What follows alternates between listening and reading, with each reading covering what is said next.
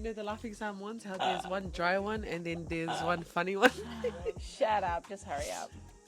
So I'm 𝘱𝑗𝘓𝑚𝑎, you're the dry one. Just kidding. Hey guys, welcome to On My Mama podcast. What's goody, guys? What's good, guys?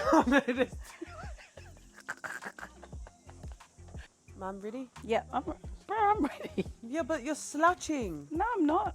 I'm comfortable. You know, you always have to be on guard. Okay, am I right? And can you be careful of your toilet paper? Tissue. Am I? You can't put your face like that. Hey guys, welcome to On My Mama podcast. I'm Sapphire. I'm Clara. And that's my mom. Sorry guys, a little bit of a wardrobe malfunction. Where were we?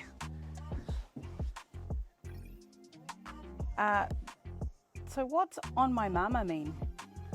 On My Mama means like swear on my moms. It's like when people use that phrase, oh my goodness. Oh my goodness. Yeah. Like, honest to G. Yeah. Swear on my mum, honest to G, That's on the my one. mama. Yeah. So it's like positive reinforcement. Mm-hmm.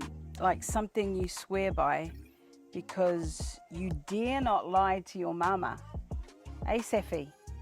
Sapphire, my desire. Yes. Sapphire, my desire. Ooh, I like that. Nice. Okay. Okay, Mum, introduce yourself. Who am I? Okay, my name is Galila. Actually, it's Galala. Kalala. Kalala. Clara in English. I'm named after your Nana's communion, Catholic communion name. It's not her biological name because, you know, Nana's name is Sophia or Sophia in Samoan. I was born in Samoa many moons ago. Many. many moons ago, but raised and educated in New Zealand. I am a mother of 7. Mother of 7 babies, your mama. I have 1 daughter, this fine specimen over here, and 6 sons, 6 boys. I'm married to the love of my life, Isaiah, your dad, and we've been married for 28 years, 28 glorious years. We have 5 grandbabies, 3 grandbabies on the way, and there's 1 nesting in that voluptuous body of yours.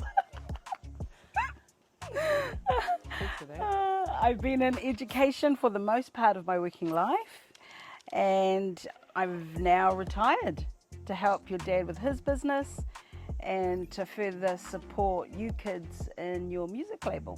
Nice. Talofa lover. Talofa. And so, who are you, girlfriend? Yeah. Hi guys, I'm Sapphire. I'm named after my nana.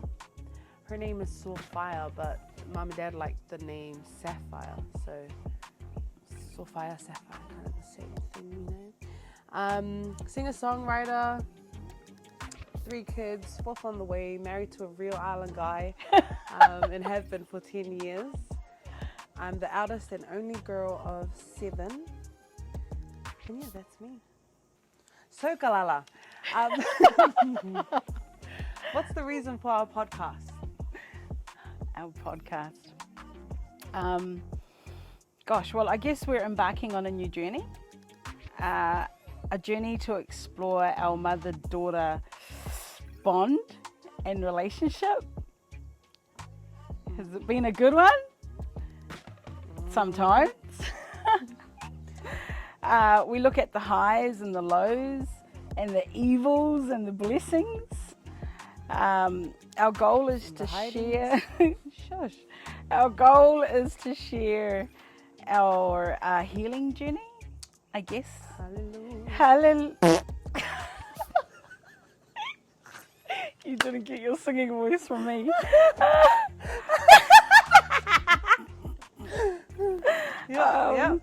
And I guess we address like the strains in our relationship as Pasifika woman, Yes. as a Samoan woman actually, because I can't speak for other cultures, but as a Samoan woman, from our perspective growing up in New Zealand. And the hope is that if we can offer some kind of support or inspiration to those seeking something, Yeah.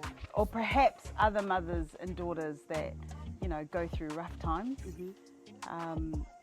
maybe sharing this our story on this platform can help them. Is that right? That is 100%. So Mum, this is our first episode, and because you're transitioning from a working mum to a stay-at-home mum, our first episode topic is stay-at-home mums versus working mums. Me, the stay-at-home mum. How's your journey so far? Yeah, it's been interesting. You're right. I have worked, you know, most of my life. I'm one of these Samoan families that grew up with very little. You know, I had really little, very little. My mother, you know, do you know that Nana? She worked at National Women's Hospital. Did I ever tell you that? No. National Women's Hospital. That's where I was born, eh? Yeah. National Women's Hospital, and she was a cleaner back then. And Dad was a troubled soul. So he lived a tough life, and so it was really difficult for him to hold down a job, and he drank a lot because obviously trying to escape his reality, you know. So why are you laughing at me? Exposing my father. And I'm not exposing him, I'm just sharing. And so, you know, because of that, he didn't hold down a job too well. And so he used to take me to the pub with him.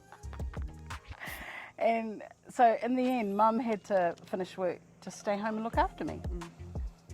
And we were also the family, the Samoan family, that hosted everyone from the islands. So every time someone, you know, came over from the islands, they stayed with us in our little 1-bedroom, 2-bedroom house. And so there was a lot of, you know, whatever money we did have was to host those families and to provide for them. So you grew up with nothing, really. Yeah. So I couldn't ask my parents for any money. And if I needed anything, I had to go get it myself. So I got a job. We lived in Onehunga at the top of this industrial section, and right down the bottom of the street I went, and I was only 12. I was only 11 or 12. Yeah, I was in intermediate. Now, Sapphire, what were you doing at 11 and 12? Kissing boys. Yeah, in the alleyway kissing boys, eh? Anyways, yeah, So, you're 12. 11, 12, I got my first job, and it was for a company called Whole Proof, and they made socks. That's right. Do you remember?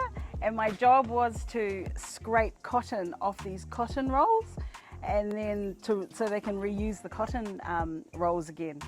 And then from there, I would get paid. I got paid $40 for my job. Wow. That was a lot of money back then. And so I'd come and I'd give the paycheck to my mum. She'd keep 30, she'd give me 10.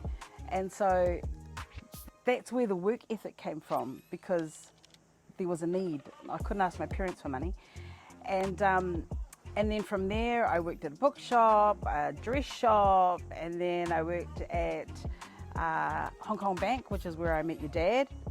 And then when we got married, it was inevitable to keep working, because how am I supposed to provide for you and feed you, this voluptuous being of you? And so, we just kept working. So it wasn't necessarily by choice. Yep. You know, we had to work. And it was all right to work because we needed to provide for you kids, but provide, you know, for us as well. Otherwise, if we didn't, I think things would have been even harder. Yeah, I think if you and Dad weren't the working parents that we had, we would still be in that 3-bedroom house, all 13 of us. There was one moment, was that moment? Where my twins and I were living in the sitting room. Guys, that's how bad it was. But those were good days. I actually miss those days. I really do miss those days. Yeah. Because now that you guys have all grown up and you kind of gone and you're doing your own thing, I miss those days. I miss you kids. But not for too long. No. No, not for too long, because then, you know, too much noise. Yeah. Too much screaming.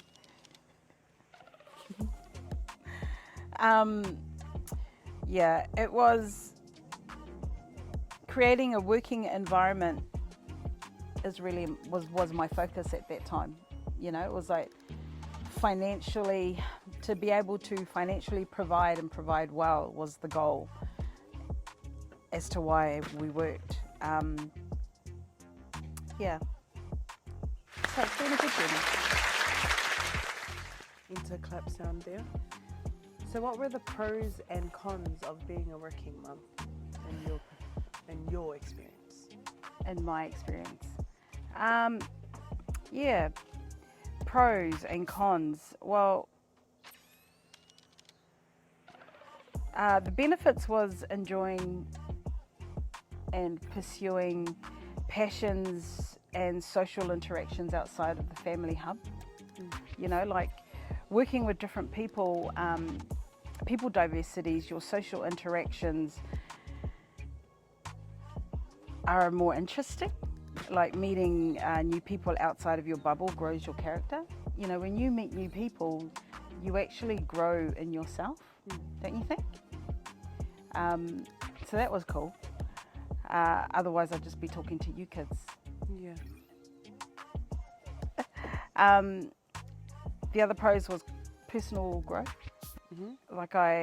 and self-discovery, self-reflection. You know, when you're out working, you actually have to be good at it, and you have to better yourself every time. And I thought it was really good modeling, like modeling for you kids, to model independence and good work ethic. Did you actually see that? No. What? No, I didn't. As a child, I just wanted to.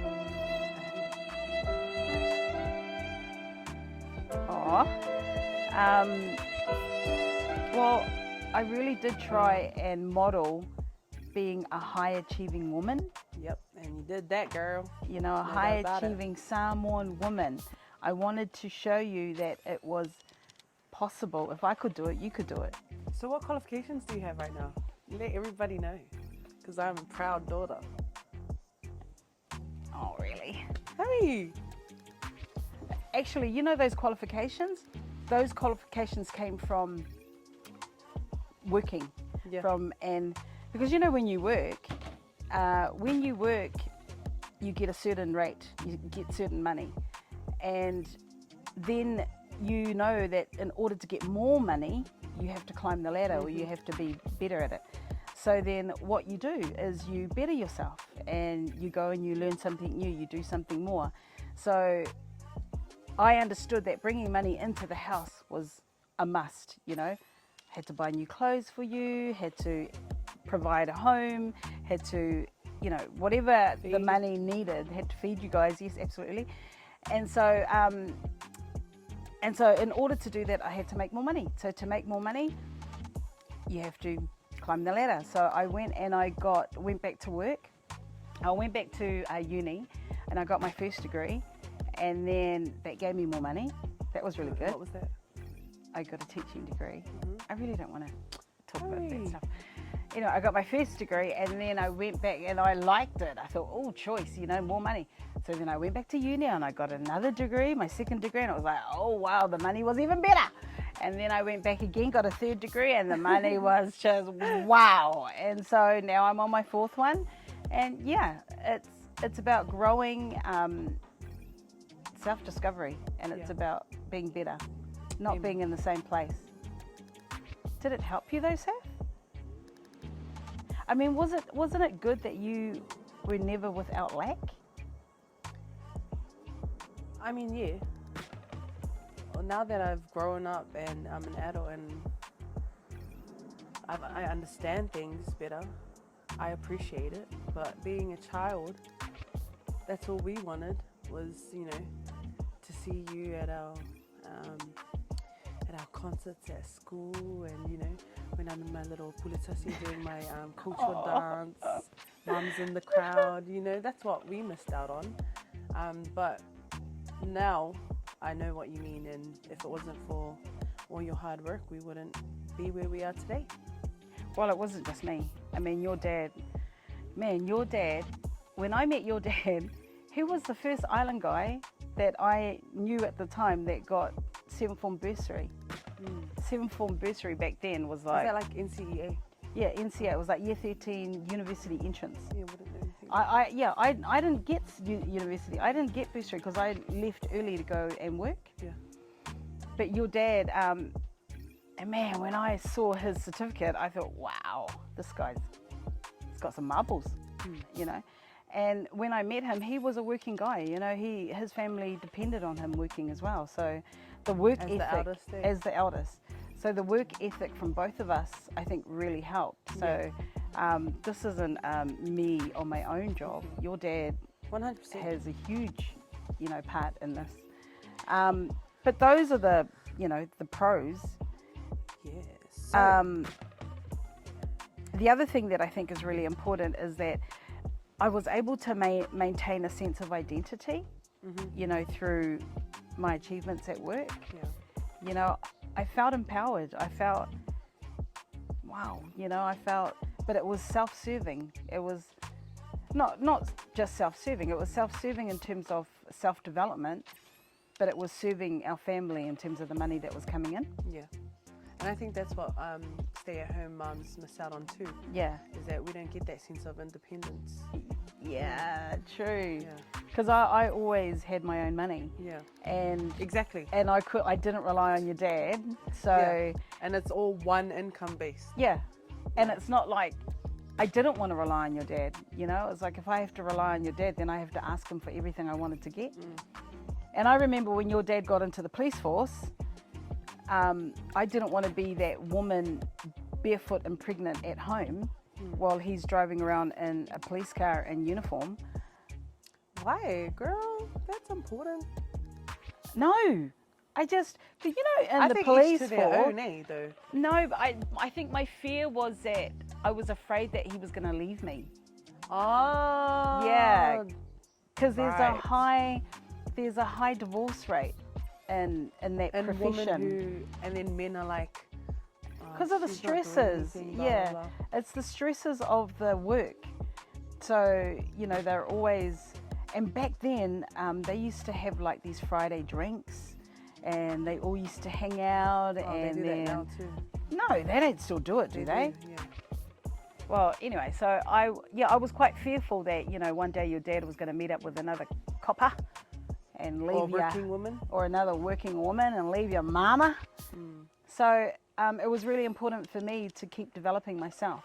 Yeah. You know, because if one day I was going to be left alone with 7 kids, I was going to be able to provide and be that person. So. And your cons? My what? And what were your cons about being? Oh, my cons. Well, my cons is that you're at work 40 plus hours a week. And in my line of work, you can't leave the work at work. You know, I bring it home with me. So I'm thinking about students, I'm thinking about families, I'm thinking about staff, I'm thinking about planning. And you can't leave that stuff. And Dad runs his own business. So again, he's working 24/7. So when you're working, you're not present.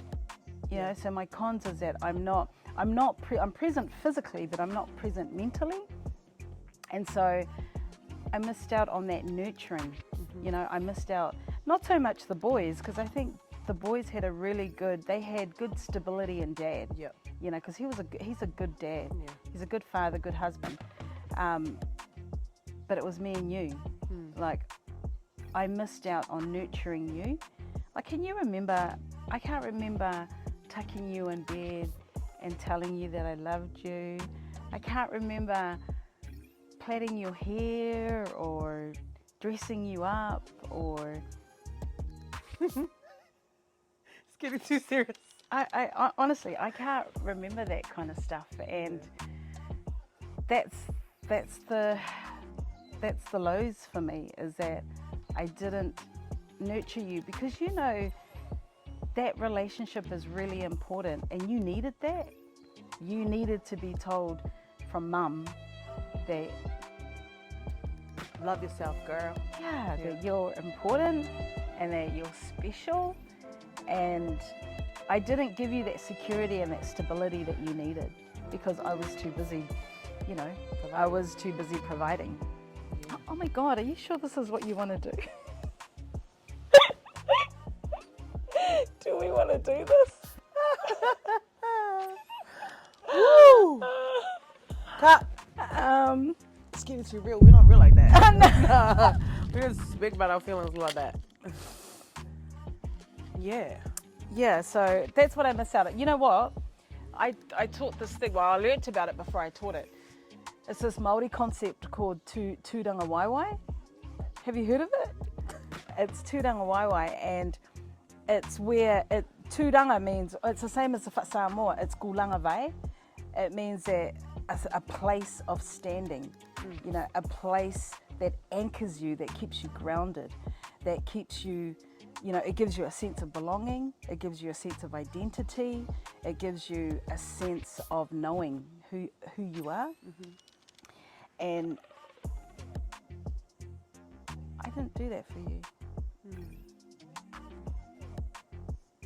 You know, I should have. Yeah. So, Well, you're doing it now. I know. But I didn't give you that anchor and that security that you needed, because, girl, when you were young, Oh yeah. because you didn't have it, I was trying to find that exactly, in boys. and because you didn't have that stability or that security, you chased it Yeah, I did. from everyone else. I wanted to feel accepted Yeah, from everybody else. yeah. And we didn't know that that was the root of it. I honestly didn't know until later on in life. Until like today.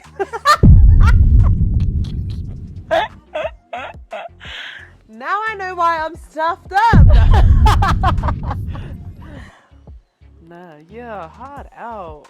Yeah, you know, and from one mother to another, and Yeah. you're a mother of a little girl, it's really important that you create that for her, Yeah, it that is. you create that, you know, that foundation for her, that she knows that she's beautiful, that she is amazing, that she's talented. She knows. I think she knows too much. Because if you don't, she's going to be affected by, you know, all the darts of the enemy and the fiery darts of the enemy and the things of this world that is just going to shut her down and make her feel... Are you just explaining my life? Nah, yeah, 100%. But you know what I mean? Yeah. I mean, that's my cons from being a working mum, was not being there for you, especially in those times where I really needed to be. I missed out on nurturing my little girl. And I'm really sorry about that, Saf. It's alright, Mum. No, I'm truly sorry about that. You're making it up now. I mean, you do so much for me now, guys. But yeah, everything happens for a reason. Yeah. What about you? I mean, the great thing about you being at home is that you get to create that environment, that stable environment for your children, right? And you get to monitor what comes in and out. Like, you're actually building their character. I'm not saying that I didn't build your character, but I wasn't awarded the time to really speak life into you, to speak love into you, and we didn't have enough time to process the emotions and of all that comes with that. Yeah. And the stuff that you go through, or the stuff that you went through, there was no time to unravel that stuff and to find healing and to work through that stuff together. You know, whenever you played up, I just thought, just being a little rat. Yeah. You know, we never really I don't pulled think it there was apart ever, or a moment where we were just like, girl, what's up? yeah, exactly. Yeah. You know, and that's sad. Yeah. I think it helped me make the decision to be a stay-at-home mum. Purely because I had a working mum. Yeah. What should I talk about my pros and cons? Yeah, what are your pros and cons about being a stay-at-home mum? Well, the pros are seeing my children grow, being at their every performance and talent show. You know, Princess had a talent show and she just, she won that. And it was just those moments, you know, I was there to help her and train her and speak into her. This chick, her confidence at 9 years old, 10. Oh, she's gonna get me. She's gonna get me with that one. 10, sorry, baby. 10 years old is crazy. But now I have sons and yeah, it's just, I love being at home. I did work. I've had a few jobs. Hey, Mum.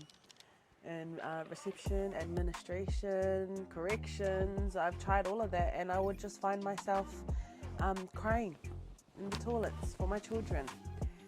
So I just made the decision to stay home. And I think it's a really good decision. Hopefully. No, it's a really good decision because you get to monitor and control what your children are exposed to. Oh, definitely, yeah. You know, and there's a lot of stuff now, especially with social media and so much happening in the world.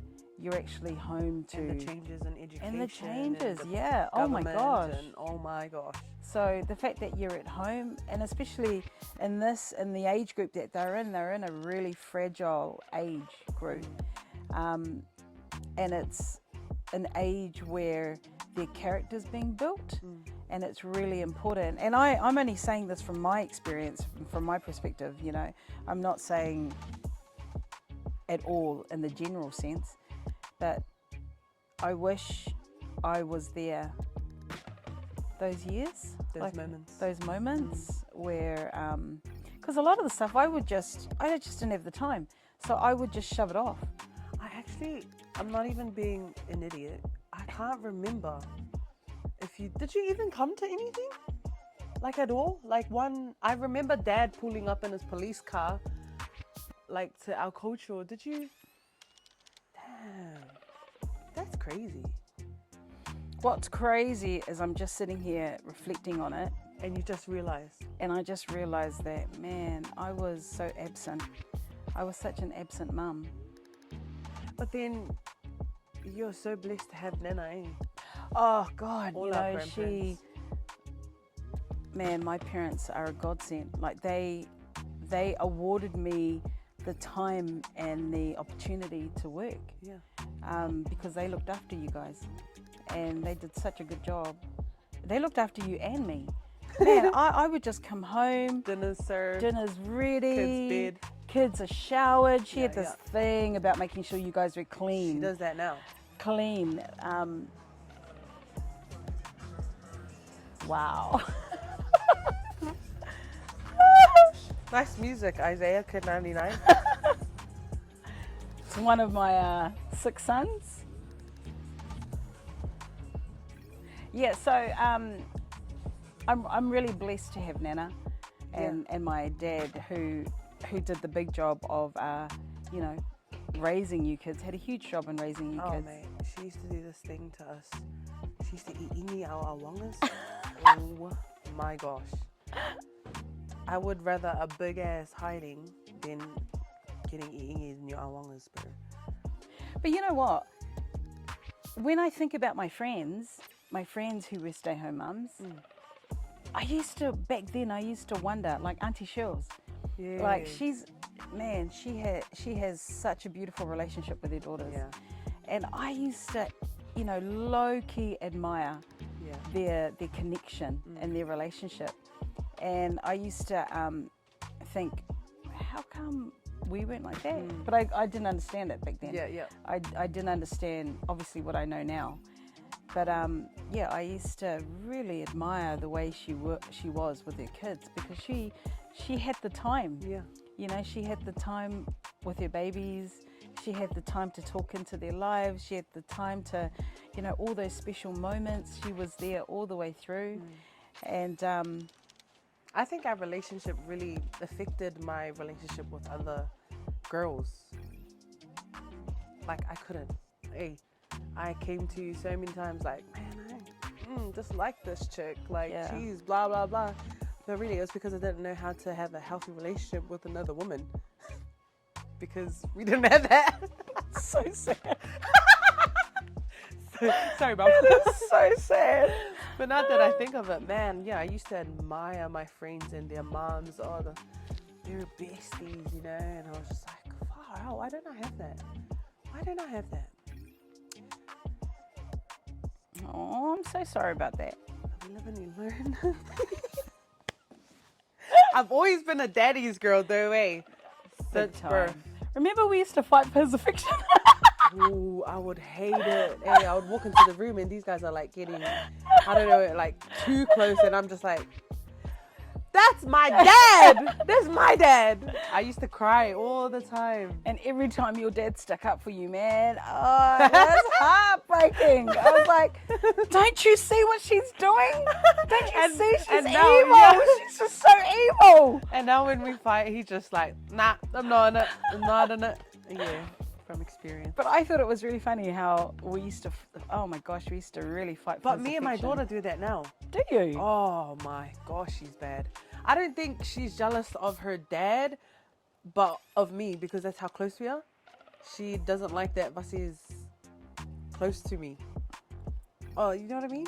Yeah. That make sense? Like how I would get angry because dad is with you. Yeah, but she's getting angry because I'm with Vasi. Like we have a really tight love and hate relationship. That one. Is it much different to what we were? Yeah, but I think I find it hard to show affection to her. Yeah. Oh, big time. Like, I have to pray about it. Like, God, man, this is my daughter. Why am I feeling this way? Like, oh, I used to feel that too. Like, there was a time where I felt so disconnected from you. Yeah. That I had so much resentment. It was like the first time you did something that hurt, the second time you did something that hurt, the third time it just built up. Yeah, and then when you're trying so hard to like rekindle it, it's every little thing she does, you're just like, takes you back. I'm gonna throw hands. Yeah. Nah, but yeah, I think I had to kind of teach myself how to love on her, because I held so much. What's the word? Is it neglect? Resentment? Nah, I held so much. I just held a lot from our relationship growing up. And I swore to my husband, and I prayed to Jesus. I was like, no. What I sowed, I'm unreaping. You know what I mean? But it's funny because for years I thought you were just an evil child. Honest.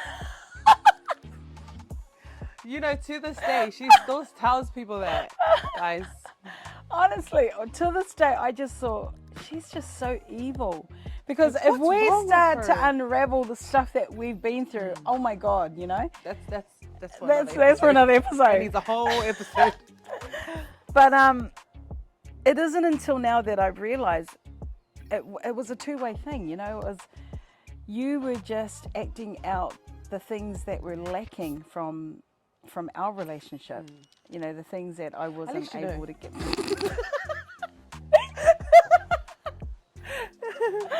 I don't think I like this. Yeah. My cons about being a stay-at-home mom is the money, being broke. Nah, not necessarily. But you are far better off now than what we were at your age. Yeah. You know, far better off. I mean, blessed. yeah, you are so blessed. Like when we were at your age, man, we were still living with my parents. with my parents in there. Yeah. I'm not necessarily broke. It's just not having that extra to do my own thing. Yeah. Yeah. Yeah, Well, that's we were what I broke. miss about it. Like, We were broke. If I wanted to go have a coffee with someone or have dinner, go out, I don't have. Yeah, but then the that's funds to not do being that. broke, because that's the luxuries of life, Yeah. you know, that Right. you're talking about. But, you know, the basic necessities of life you have. And that like, you should be yeah. grateful for. I'm so grateful. I'm blessed that I can go home and make a cooked meal for my family. And yeah, no, so I take that back. I'm not broke. I'm just. Yeah, and words are powerful, Safi. You want to speak life. You want to say that you're rich. Yeah, we're rich. I'm rich because of you. We rich together. Well, no, I'm not saying that we're rich, because we're far from it. But you just have to speak it into the atmosphere and know I'm that. rich in life. That's what stay Yeah. at home. Oh, Stay that's at home awesome. moms are rich in life. Yeah. You so are rich. See, it's So you're working saying- mom versus stay at home mom. So we're rich in you're life. saying that I was poor in life because I was a working mom? Yeah, poor life. It's equal. You know, makes it equal. You gotta have the balance. Yeah. And that's what it is. It's a work-life balance. You've got to have that work-life balance. I didn't balance it too well, because then that's why you turned out so evil. I think you did well though. I mean, you still cooked. I still have memories of your baking and the smell of home when I come home to your cooking. Like, no, just because we had that little didn't mean that you were a bad mom. Thank you Because for you're a working clarifying mom. You that, just want to Safa. clarify that. Thank you for clarifying that, On- because I was feeling about, you know. Because I have this thing, I'm really into my cooking right now, and that's my love language, is that I get to cook for my husband, I get to cook for my family and his family and our family, and because of my mom. I'm actually really glad that you brought up love languages, because when I learnt about love languages, I fully understood that everyone gives love and receives love differently. Yeah. And then, And then you came home and you taught it. And then I kind of looked at our relationship and thought, oh, this is going to help it, you know, to find out each other's love language, because and it was true, because we're so very different. Like my love language is giving of gifts. See, wait, I can tell you. Giving of gifts. Gifts, what else? Services. Service, yeah. Is it service? It's service. Yeah, giving of gifts and service. So, when I want something, you best believe I'm up here cleaning. I'm cleaning her room, cleaning her bed, and yeah. What's my love language then?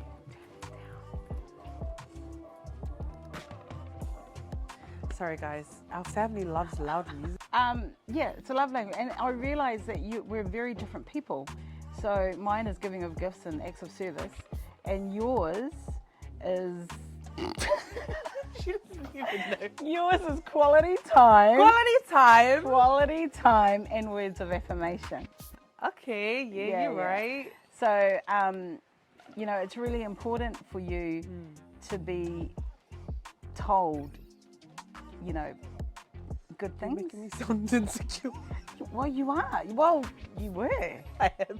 You know, and quality time is really important to you. Oh, it is. And quality time is something that I don't have. You know, No. I can't afford any time for anything. She'll be like sitting in bed and I'm like, what do you guys want to do? Like, let's go have dessert, watch a movie or something. She's like, no, I'm tired. No, I just want to watch my Netflix. If I don't watch Netflix, What do you watch? What are you I watch watching? documentaries. Yeah. So it wasn't until I understand that whole, you know, concept that I thought, man, we are really different, eh? Yeah. And I've got to meet your love language to be able to, you know, allow you to feel loved and supported. And likewise, you've got to understand mine. But that was one thing about you growing up, was that I never really made you feel like you were loved, or understood that you were loved and that you were supported and that I was there for you, and I was, you know, it was... Yeah, she didn't. Yeah. You know, every time my mom says, if it wasn't, like, wait, what is it called? You always got us off. And what's that one thing you always say? I brought you into this world or something. But like, That we is- never asked for it, you know? If you Yes, were you did. doing the dirty, you You- know, we you- wouldn't be, I would be still in heaven. No, with excuse me. Jesus. You guys asked for it. If you can imagine being in heaven, you guys are all gathered around God's feet. And, you know, God's saying, all right, there's a couple there. Yeah, I was there's a like, couple maybe I was there," like, I will and go you were down like, to earth. "No, send me to like Beyonce and Jay-Z or something. You came because you put your hand up to come to us. So, Mom, I got a question for you. Why am I funny and you're dry?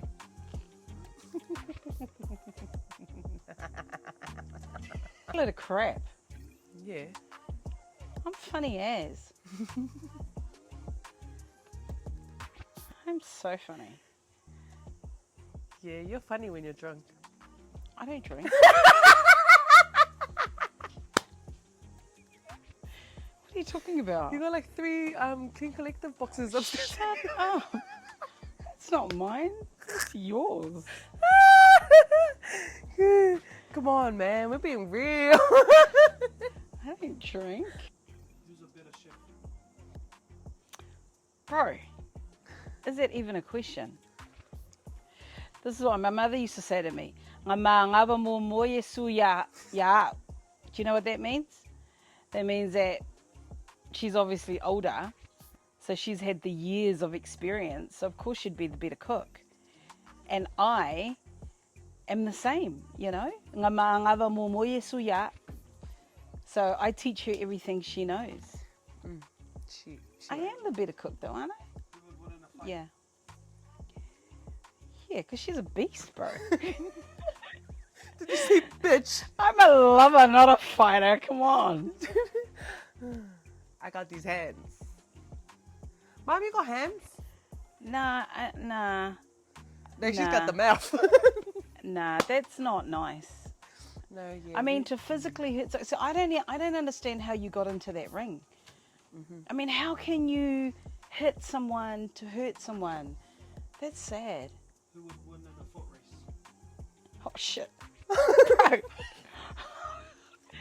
bro, mate. First of all, I got club feet, okay? She's got club feet, so she's running. She's got pins to straighten her feet. So hey, that's not That's not nice. sad. It That's came not from nice. it came from your bloodline. Yeah. But do you know what came from your dad's bloodline? Prettier. Excuse me? Definitely. Bro. You know, when like every time I'm like the younger version. Younger, prettier version, sexier version. Can we put that to the vote? Let's put that to a vote. No, don't put that to Alright. the vote. No, because everyone's gonna go to my mama. No.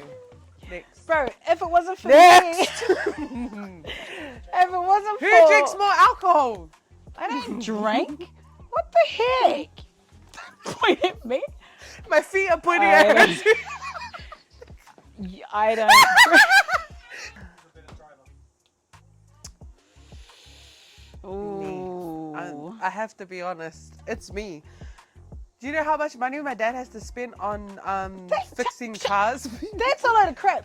I've never been in an accident. Excuse me. Just let me clarify this. I've never been No, I've never been in an accident. The reason why you guys complain about my driving is because I'm extremely careful. Like I take, you know, I'm very cautious. Like your and 9-year-old I grandma will drive faster. slowly to be safe. It's not because I'm a terrible driver. It's because I'm a safe and careful driver.